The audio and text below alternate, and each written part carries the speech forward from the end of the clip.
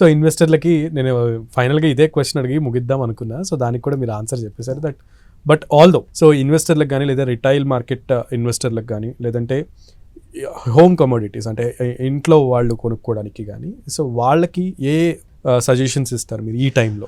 So as an equity ఎక్స్పర్ట్గా, అంటే నేను రెగ్యులర్గా ఈక్విటీస్ ట్రాక్ చేస్తాను కాబట్టి వి ప్రిఫర్ ఈక్విటీస్. ఏంటంటే స్టాక్ మార్కెట్స్ మేము ప్రిఫర్ చేస్తాము. They are most organized. And మీ దగ్గర ఒక 100 రూపాయలు ఉంది, యూ కెన్ ఇన్వెస్ట్. 500 రూపాయలు ఉంది, you can invest in mutual funds.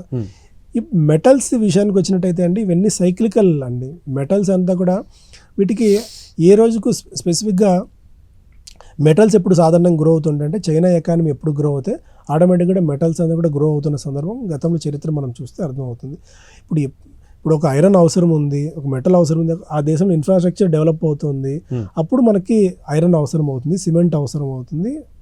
అలా కాకుండా అసలు ఆ దేశంలో ఎకానమీయే బాగాలేదు, ఓవరాల్గా ప్రపంచవ్యాప్తంగా ఎకానమీస్ అన్నీ కూడా బాగలేవు అనుకుంటున్న పాయింట్ ఆఫ్ టైంలో ఇలాంటి మెటల్స్కి డిమాండ్ అనేది మనకు ఉండదు.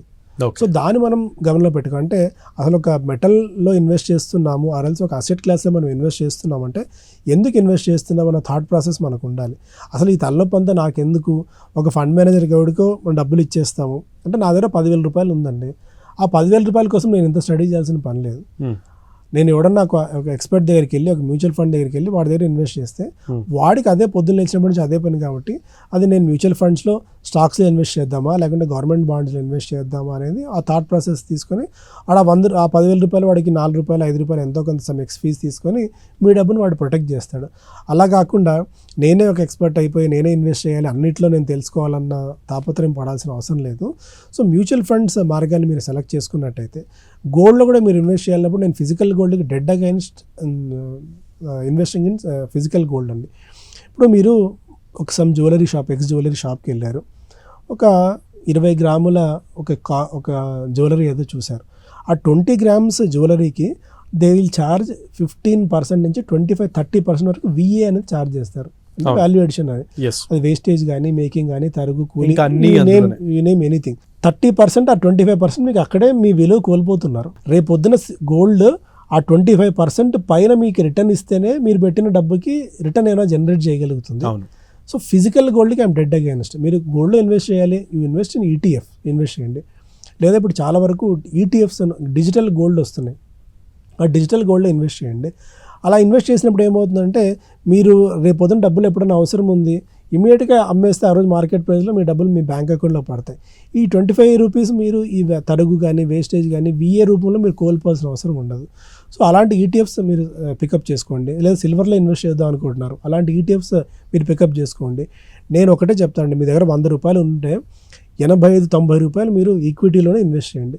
మిగిలిన ఒక 10 రూపాయలు మాత్రమే గోల్డ్లో కానీ సిల్వర్లో కానీ ఇన్వెస్ట్ చేయండి. రీట్స్ అంటాం, real estate investment trust REITs. ఆ రీట్స్ కూడా బాగా పాపులారిటీ వస్తుంది, వాటిలో ఇన్వెస్ట్ చేయండి. అలాంటి వాటిలో మీ అసెట్స్ని, మీ 100 రూపాయలు మీరు డిఫరెంట్ బొకేస్లో పెట్టుకోవాలి. Don't keep all your eggs in one basket అనేది మనం వారన్ బఫే గారి చెప్పే ప్రిన్సిపల్ అది.